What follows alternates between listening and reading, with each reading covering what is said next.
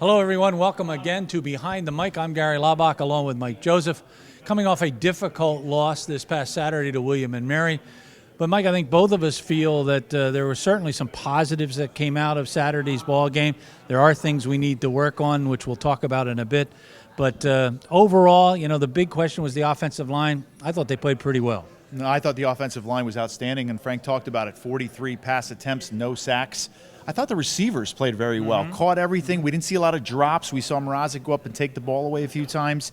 And we saw both running backs, both Mayfield and Deshaun, they both picked holes. They were aggressive in the hole. They weren't dancing back there. They caught the ball out of the backfield. So there were a lot of positives. In fact, when you look back on it, you wonder how we only put 7 points on the board.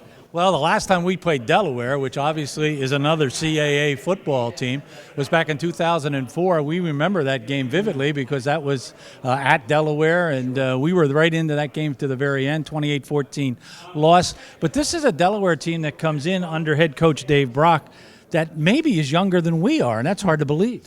It's a team that's very young, with just 7 seniors, and a team really, I think, struggling to find their identity, just like the Leopards are. But and sometimes you can take advantage of that. When you and I saw the score against Jacksonville, a team that's a non-scholarship team, very unexpected. So I thought, Delaware will come out firing. Tough place to play, beautiful atmosphere, but they're just like us, very hungry for a win. They have only 7 seniors on their roster, and they played young on Saturday, as Mike mentioned, as they fumbled the ball a couple of times, once in the end zone, which led to a score. They lost by 20-14.